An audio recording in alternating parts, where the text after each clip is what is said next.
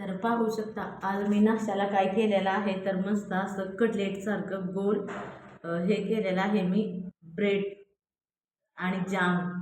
कोणाकोणाला आवडतं